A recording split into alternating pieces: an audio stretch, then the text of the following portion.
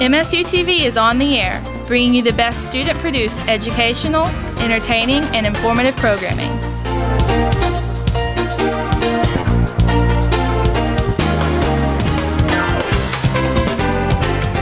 Broadcasting out of Breckenridge Hall on the campus of Morehead State University, MSU TV is signing on.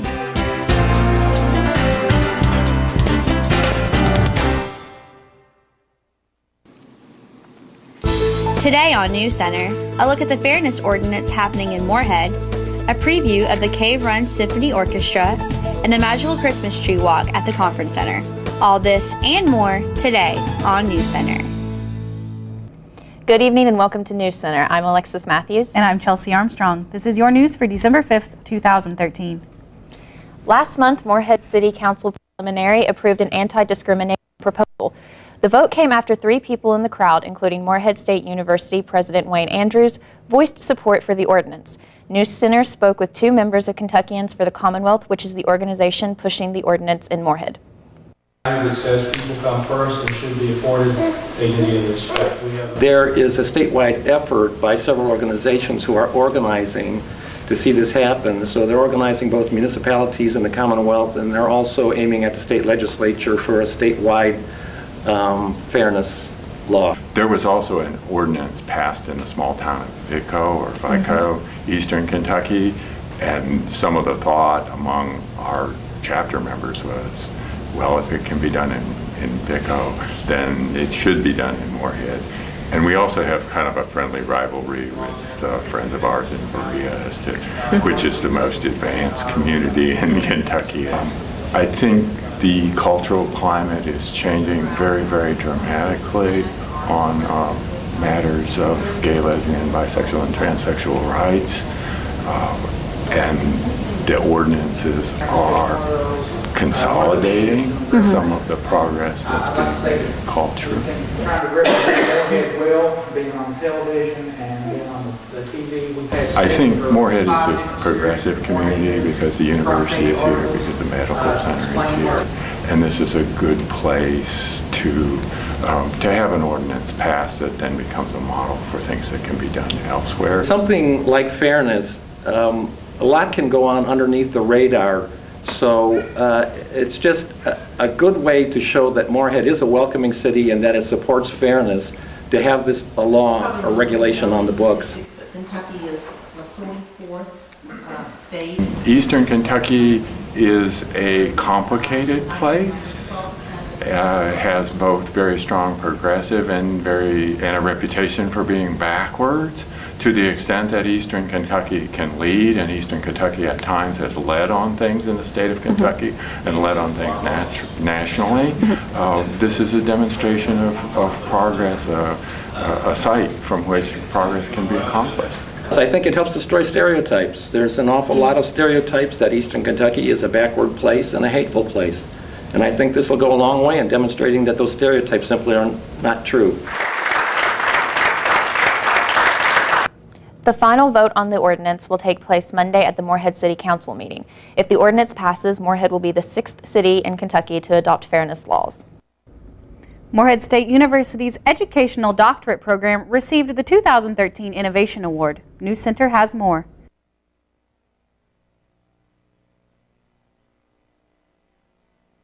We received information that the Appalachian Innovation Consortium was putting out requests for proposals or looking for educational programs that might be unique or have a proven record of service to the community or to the area. And we're now into the 4th year of the doctoral program and successfully graduated 19 candidates in May. And so we thought that the doctoral program would probably be a good fit for or a possibility for the award, and so decided to fill out the application and submit it. The Appalachian Innovation Award is designed to bring attention to and recognize some awards or some programs in specifically this part of the state that seem to be working well, servicing the community, the students. Well, certainly it's an award that we're very proud of. We would use it as a marketing tool. It shows to prospective students and others that it's an award-winning program, and we feel pretty good about it too. You know, we've even though the program is now in its fourth year, some of us have been really working towards the program for 8 or 9 years, really. We really do believe that our success is dependent upon the students' success, and so we intend to be successful and want to do what we can to make our students successful. The Education Doctorate Program plans to add more tracks for students in the near future. Next semester, Morehead State University will host the Big Bang Theory actress Mayim Bialik. Bialik will be the first speaker in the President Speaker Series. NewsCenter's Morgan Westy spoke with members of the committee to find out more. The series is actually a multi-part committee, which is meant to set up speakers to come to campus of all different types. So we do a presidential lecture once a year, and the Mayim Bialik event is going to be that. And the way that was done is that we solicited nominations all over the campus. Some faculty nominations. We had, a lot of student nominations that came in. So we took our 3 favorites, prioritized, and those recommendations were sent over to Jim Shaw's office, and then they began the lengthy and complicated process of negotiating with agents, for a contract, and that took a while, particularly in the case of Dr. Bialik, because we had to work around her television shooting schedule and her other appearances, and she's in very high demand. The tickets are going like hotcakes. They are. We, as of today, have already had 1,700 tickets claimed. So it is going to be a hot event, and this is certainly before the public has had access to the tickets. So there's still plenty of tickets for students, faculty, and staff if anybody is interested. The public will be available, or the tickets will be available to the public starting on January 2nd. So they get what's left after you all take them. But we also bring speakers to campus periodically throughout the year. The next one will be Student Life. So we have the 4 colleges and Student Life as sponsors. So in a rotating basis, every 5th year, one of the colleges or Student Life will be a co-sponsor. And we've now asked for nominations for the Student Life speaker. We'll have another presidential lecture in the fall. For more information on the event, contact Paul Steele at 606-783-2254. We'll be right back after the break with Don Young with weather and NewsCenter Notices featuring Chad Hedrick.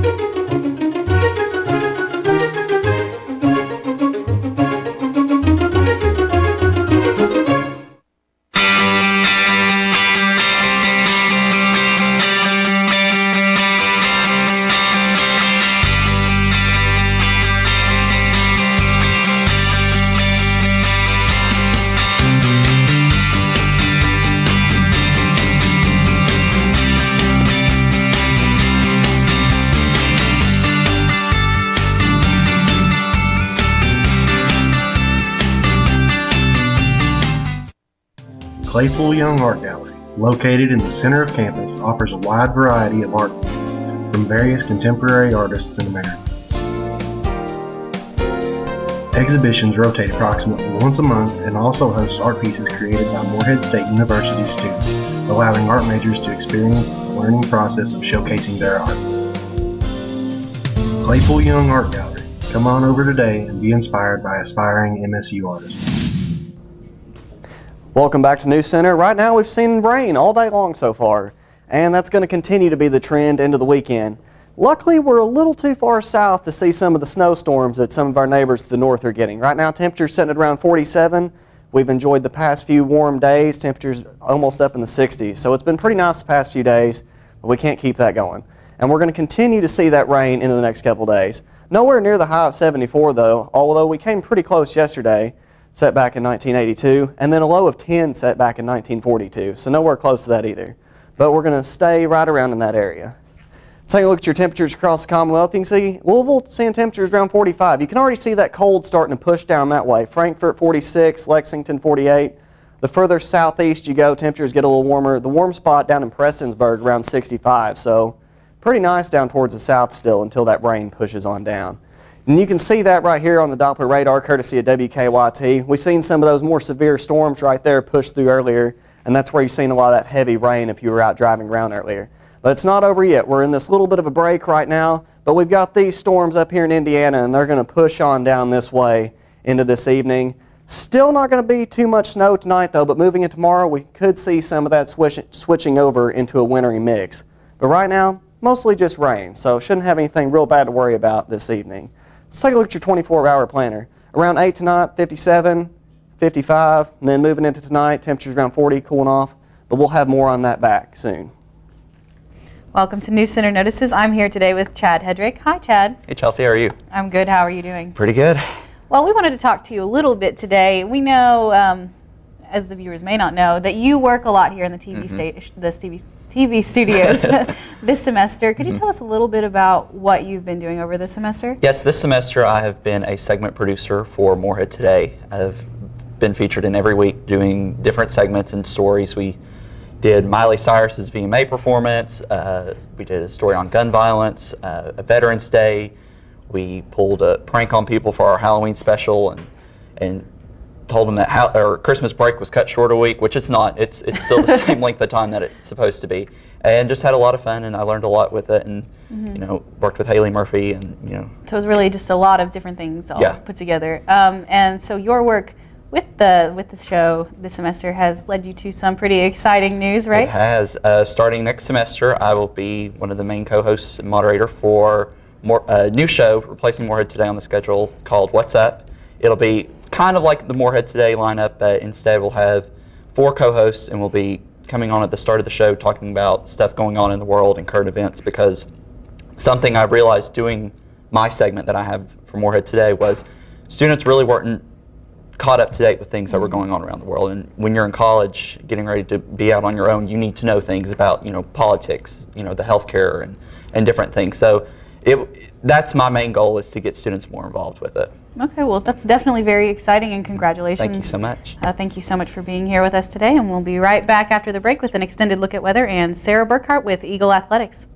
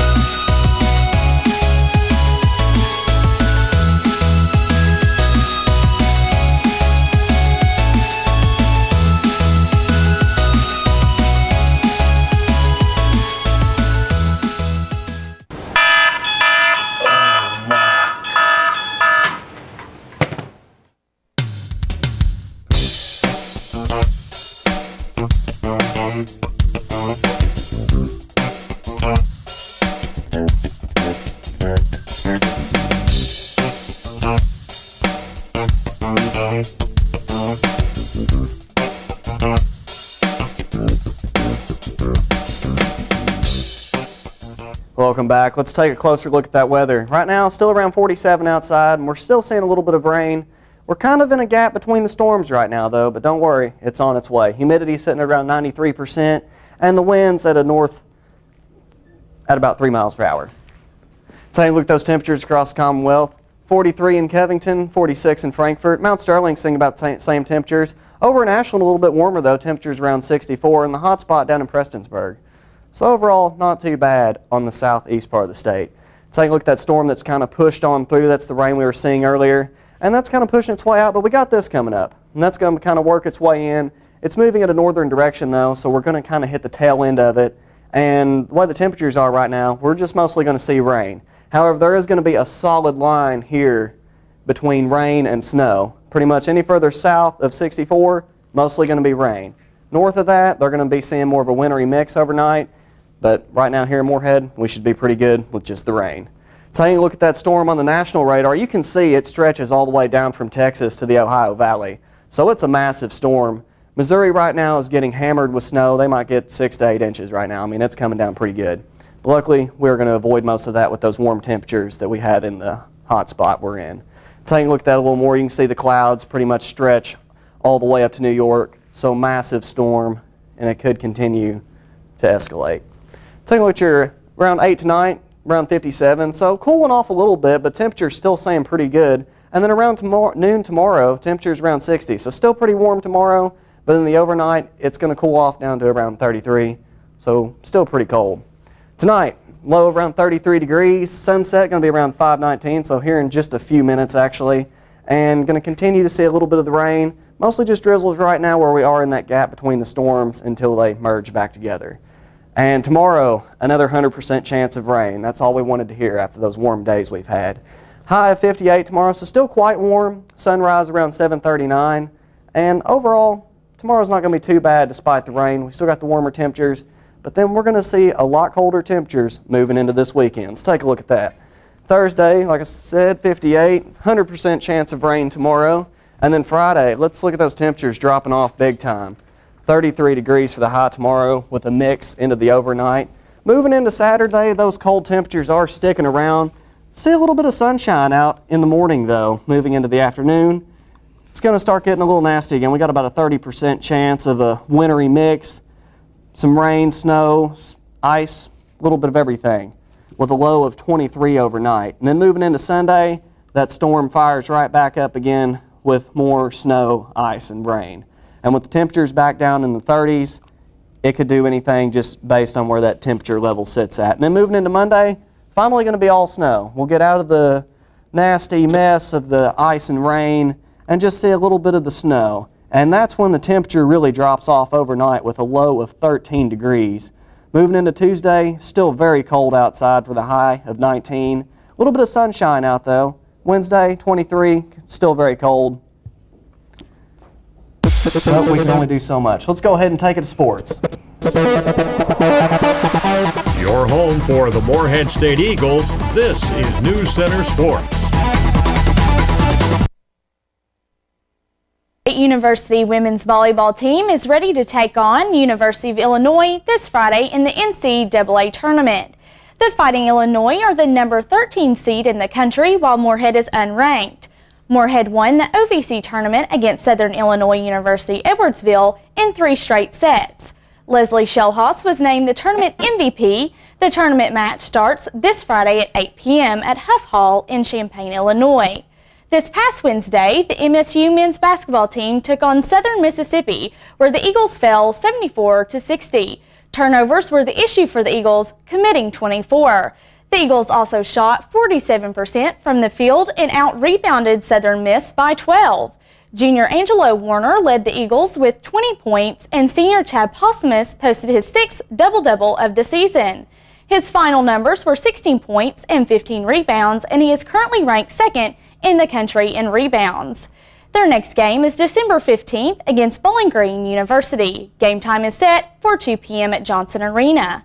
The Lady Eagles basketball team fell to the University of Cincinnati on Wednesday with a final score of 75-44. The Lady Eagles are now 4-6 in the season. Senior guard Therese Robinson finished with 14 points, including 12 in the second half. Moorhead finished with 32 rebounds. They return this Sunday to play Big Ten foe Indiana University. Game time is for 2 p.m. at Johnson Arena. And now for NewsCenter's famous sports trivia.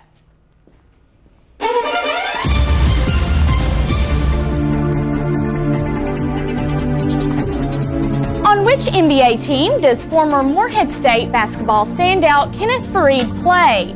A. Los Angeles Lakers, B. Denver Nuggets, C. New York Knicks, or D. Miami Heat? Well, I think anybody that was around during that time is going to go with B on this one. I'm also going to go with B. Same here, B. You are correct. The answer is B, the Denver Nuggets, though there were some rumors recently that he may be traded to the New York Knicks. Now that isn't true, we found out, but he will be staying with the Denver Nuggets. We'll be right back after the break.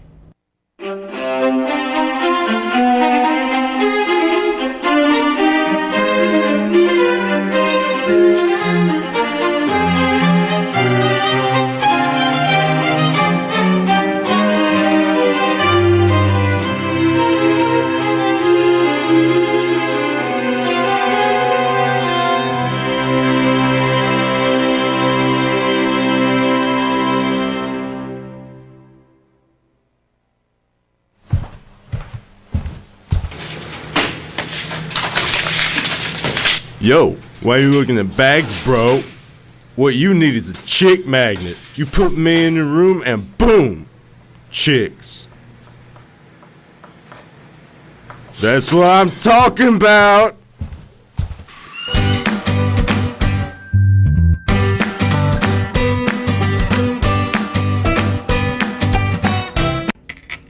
Moorhead welcomes its first Cave Run Symphony Orchestra. Brianna Perry has more on the story.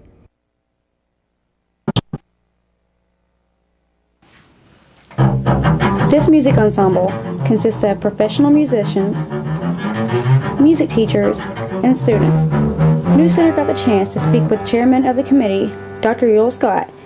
He tells us more about the Symphony Orchestra and how it will benefit the community and the school. Well, we're still in the organizing phase, writing our bylaws, trying to figure out what kind of entity we want to be. Our orchestra here, while it incorporates university students, it's pretty much based upon our community and having them participate, and allows us to have a university ensemble. So my idea was to bring those two forces together, the community, the university, and our artistic faculty. The group had received a $4,000 grant from the MSU Foundation to start with, to kind of seed money, and that will enable us to put on the first concert. Many of the musicians are from the Moorhead State University faculty, and then there are additional musicians from Lexington and Mount Sterling, I think, and Ashland area. I believe Christina Towle selected me to be in the orchestra. I'm not entirely sure how I got in it, but I guess I played well enough, and she was like, oh, let's have the bass player. I'm just really excited to do it. It's kind of a mix between tuba and bass. I try to keep them in balance, which is really difficult because sometimes I get more stuff to do on bass, sometimes I get more to do on tuba, so I guess they're equal in being unequal. Music's pretty challenging. It takes me usually, I guess at my level right now, it'll take me about a month to get this ready. We're getting there. The Cave Run Symphony Orchestra is to be held on December 7th at 8 p.m. at the Moorhead Conference Center. Reporting for NewsCenter, I'm Brianna Perry. Moorhead State University's Theater, Dance, and Music Department are hosting their annual Ye Olde Madrigal Feast beginning this evening. NewsCenter spoke with John Siedenberg, the writer and stage manager for this year's feast.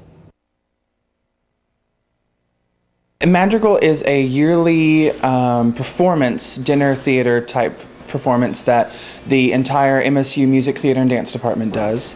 and it consists of all of our departments coming together and creating an evening based in the Renaissance times. So we get to be dressed up as wenches and knights and princes and princesses, and we do a little bit of acting, a little bit of singing, a little bit of instrumental music, in addition to the dinner, as a way of trying to raise money for our department, as well as kind of get our name out there to the community. This year our theme is around the world, so Dr. Detweiler has chosen songs and music from everywhere from America to Africa to Europe. It's all over the place. Aramark works with us. They cater the event, and they're always very helpful with making sure that our menu is something that the guests will really enjoy, as well as something that we try and stick really close to what they would actually have during a Renaissance dinner during that time period. And the servers are actual students from our department. They're some of the concert singers that we have for our group. Ye Old Madrigal Feast will take place in the Krager Room of ADUC on December 5th and 6th, with dinner beginning at 7 p.m. To make reservations, call 606-783-2033. The Moorhead Tourism Commission is once again hosting the Magical Christmas Tree Walk at the Moorhead Conference Center. NewsCenter has more.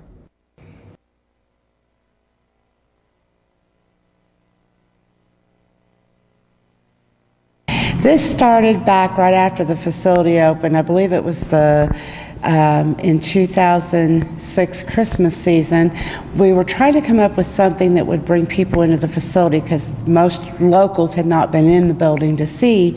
And so Joy Brown, who was director at the time, had seen something similar to this in another area. So to get people to come in and then find a way to give back to the community, she came up with the idea to do the Christmas tree walk. These trees all come from individuals, local organizations, and businesses in the area that want to do this. All the trees that are donated from the businesses they come in the day of decorating day and decorate all afternoon. People can come in and write their bids down, and the day of closing, the highest bidder on the sheet wins the item, and then they can either take it that day or that evening, or we give them a few days afterwards to come in and pick it up. We will have the Moorhead State University Tuba Euphonium performing starting at 6:30. At 7 o'clock they will stop and we will announce all the winners, and then at 7:30, once the tubas have done performing, then people can start paying for their items and taking them. Every year it has went up a little bit. Economy has hurt us in the past, but not very much, because all the money that is done here is donated to Round County Christmas. We average around $2,000, a little over $2,000 a year. I would love to see as much as we can get. About 3,000. I don't know that we'll hit that goal, but we're on our way. Today we're at $1,800. I think there's 18 trees and 18 items altogether, 18 or 19 items, and that includes small stockings with big certificates to decor, wreaths, and then of course the trees. It's something we'd like to continue every year because it does help the people around county that are in need, and the kids and the elderly, and so it's and it's to support Round County Christmas. It takes a lot of money to feed and give gifts and stuff for these families, so it's something that we would like to keep supporting.